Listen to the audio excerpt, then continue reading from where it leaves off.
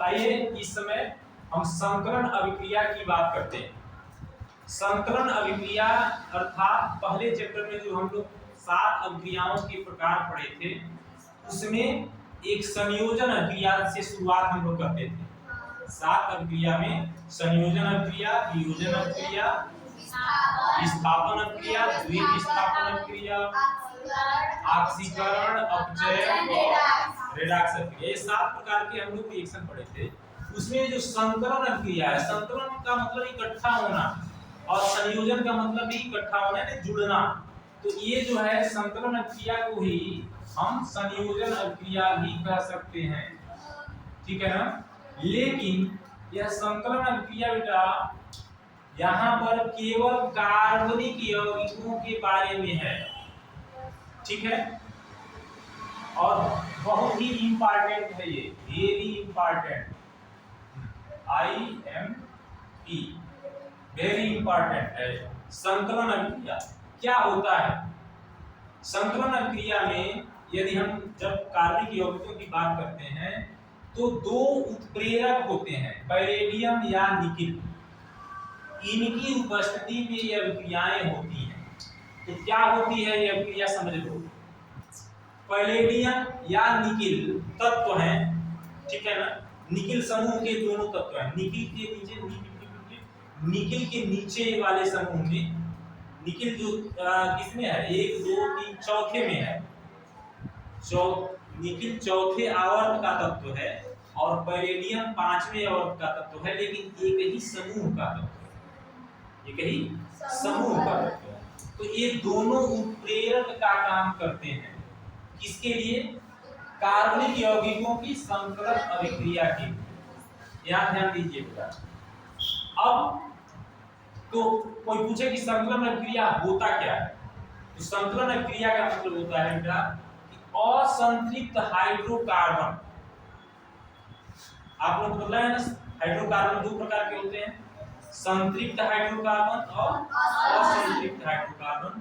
तो असंतृप्त हाइड्रोकार्बन में हाइड्रोजन का जुड़ना, संयोजन अभिक्रिया है ना बेटा, तो जुड़ेगा ना यहाँ पर, तो हाइड्रोजन का जुड़ना और हाइड्रोजन जुड़कर असंतृप्त हाइड्रोकार्बन को संतृप्त हाइड्रोकार्बन में बदल देता है। क्या करता है? असंतृप्त हाइड्रोकार्बन में हाइड्रोजन जुड़कर वह संतृप्त हाइड्रोकार्बन में बदल देता है। किसकी उपस्थिति में? यह पैलेडियम या निकिल उत्प्रेरक की उपस्थिति में होता है। यहाँ पर एक शब्द आता है कि उत्प्रेरक किसे कहते हैं। तो उत्प्रेरक का मतलब होता है बेटा कि किसी अभिक्रिया में जब हम उत्प्रेरक को डाल देते हैं तो उस अभिक्रिया की गति को बढ़ा देता है। यानी उत्प्रेरक वे पदार्थ होते हैं जो अभिक्रिया की दर को बढ़ा देते हैं, अभिक्रिया की गति को बढ़ा देते हैं।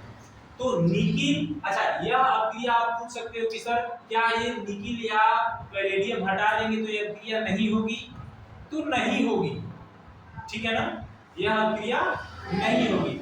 तो अच्छा, असंतृप्त हाइड्रोकार्बन को में हाइड्रोजन जुड़ता है, पीडी यानी पैलेडियम या निकिल उत्प्रेरक की उपस्थिति में जुड़कर क्या बनाता है? संतृप्त हाइड्रोकार्बन बनाता है।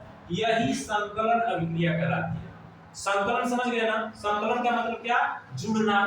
तो यहाँ पर असंतृप्त हाइड्रोकार्बन में हाइड्रोजन जुड़ता है और वह संतृप्त हाइड्रोकार्बन में बदल जाता है। क्लियर? संयोजन अभिक्रिया में भी आपको याद होगा कि 2 या 2 से अधिक अभिकारक मिलकर एक उत्पाद बनाते थे। यहाँ पर भी एक असंतृप्त हाइड्रोकार्बन और एक हाइड्रोजन, 2 अभिकारक हो गए हैं। हाँ, और निकिल या पैलेडियम उत्प्रेरक की उपस्थिति में संतृप्त हाइड्रोकार्बन बना रहे हैं। इसको हम क्या कह दिए? संकलन अभिक्रिया कह दिए। उत्प्रेरक हमने बतला ही दिया कि उत्प्रेरक क्या होता है? उत्प्रेरक अभिक्रिया की गति को बढ़ा देता है।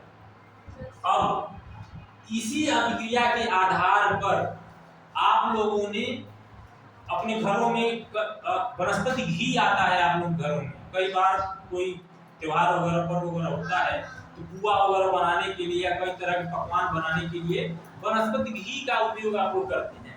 जैसे कई कंपनियां हैं, जैसे इसमें सबसे प्रचलित कंपनी डालडा है, ठीक है ना। तो डालडा या बहुत तरह की कंपनियां आती हैं, फॉर्च्यून वगैरह का भी आता है शायद। तो अब ये क्या होता है, हम लोगों के घरों में वनस्पति तेल उपयोग होता है। वनस्पति तेल किसे कहते हैं, जैसे सरसों का तेल जो हम लोग करवाते हैं तो लिक्विड द्रव के रूप में होता है ना। सरसों का तेल है, मूंगफली का तेल है, सूर्यमुखी का तेल है, पाम ऑयल है, तिल का तेल है, तीसी का तेल है, ये सब का। तो ये सब तेल जो निकलते हैं वो असंतृप्त हाइड्रोकार्बन होते हैं। क्या होते हैं? असंतृप्त हाइड्रोकार्बन होते हैं। तो उसी असंतृप्त हाइड्रोकार्बन यानी वनस्पति तेल में जब हाइड्रोजन जुड़ता है किसकी उपस्थिति में, निकिल उत्प्रेरक की उपस्थिति में, तो वह वनस्पति घी में बदल जाता है। कौन? वनस्पति तेल वनस्पति घी में बदल जाता है निकिल उत्प्रेरक की उपस्थिति में, जब उसमें हाइड्रोजन जुड़ता है। समझ में आ रहा है? बस यही है। ऊपर हो गया संकरण क्रिया के लिए क्या याद रखेंगे कि असंतृप्त हाइड्रोकार्बन में हाइड्रोजन जुड़ जाता है और वह संतृप्त हाइड्रोकार्बन बन जाता है। और अब वही क्रिया यहाँ पर भी हो रही है। वनस्पति तेल लंबी कार्बन श्रृंखलाओं की असंतृप्त हाइड्रोकार्बन होते हैं। लंबी कार्बन श्रृंखला यानी 17 17 18 18 30 30 तक होती हैं, ठीक है ना। तो उन्हीं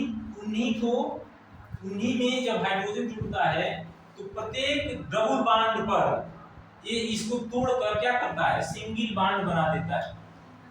यहाँ पर संतृप्त हाइड्रोकार्बन का मतलब क्या, सिंगल बॉन्ड हुआ, असंतृप्त हाइड्रोकार्बन का डबल या ट्रिपल बॉन्ड। तो अब यह क्रिया हाइड्रोजनीकरण कहलाती है। या कोई पूछे कि हाइड्रोजनीकरण अभिक्रिया किसे कहते हैं, दो तरह का हो सकता है। यहाँ पर संकलन अभिक्रिया भी वही है और हाइड्रोजनीकरण अभिक्रिया भी वही है।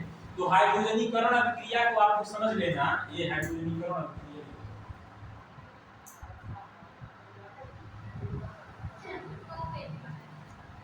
सुनिए, तो हाइड्रोजनीकरण अभिक्रिया क्या है बेटा?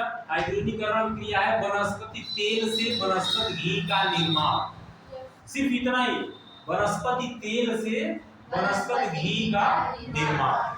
होता क्या है, अब साइंस के रूप में क्या होता है कि वनस्पति तेल असंतृप्त हाइड्रोकार्बन होते हैं, इसमें निकिल उत्प्रेरक की उपस्थिति में हाइड्रोजन जुड़ता है और हाइड्रोजन जुड़ के उसको संतृप्त हाइड्रोकार्बन में बदल देता है, यानी वनस्पति घी में बदल जाता है। लेकिन आप लोग ये भी सुने होंगे कि स्वास्थ्य के लिए यह वनस्पति घी हानिकारक होता है। तो हमको जनरली यदि जहां तक संभव हो सके वहां तक वनस्पति तेलों का ही और घर के जो सरसों वगैरह होते हैं उनका उपयोग, हमको उनके तेलों का उपयोग करना चाहिए। तो ये तो हो गई स्वास्थ्य और अस्वास्थ्य की बात। अब ये वनस्पति तेल को निरूपित करने के लिए हम इस तरह का प्रयोग करते हैं, C डबल बॉन्ड C, और यह R चारों तरफ लगा हुआ है इस कार्बन की संयोजकता को संतुष्ट करने के लिए। तो यह R और कुछ नहीं, हाइड्रोजन की जगह पर लगा हुआ है ना। तो यह एक R जो है ये लंबी श्रृंखलाएं होती हैं, एल्किल समूह की लंबी श्रृंखलाएं होती हैं, जिसमें अभी बताया ना कि 10-10 20-20 कार्बन एक साथ जुड़े हुए होते हैं। तो इस तरह की लंबी श्रृंखलाएं होती हैं, उनका एक निरूपण के लिए यह फिक्सन नीचे दिखाया गया है कि असंतृप्त लंबी कार्बन श्रृंखलाओं पर निकिल उत्प्रेरक की उपस्थिति में हाइड्रोजन जब जुड़ता है तो वह संतृप्त लंबी कार्बन श्रृंखलाएं बनती हैं जो वनस्पति घी कहलाती है। ठीक है, क्लियर? और इसीलिए यहाँ पर लिखते हैं R एल्किल समूह है। एल्किल समूह का मतलब जो एल्केन है, methane, ethane, propane, butane, hexane, इस तरह से और आगे बढ़ती चली जाएगी। तो उसमें से एक हाइड्रोजन निकाल दिया जाता है और यहाँ पे जो जुड़ा रहता है तो उसी को हम एल्किल समूह कहते हैं। तो ये रहा आपका हस्तांतरण प्रक्रिया। इसमें कोई प्रश्न है क्या? सब समझ में आ गया? तो इस तरह से आप इसको देखेंगे, ठीक है। चलिए, तो अब इसके बाद अगला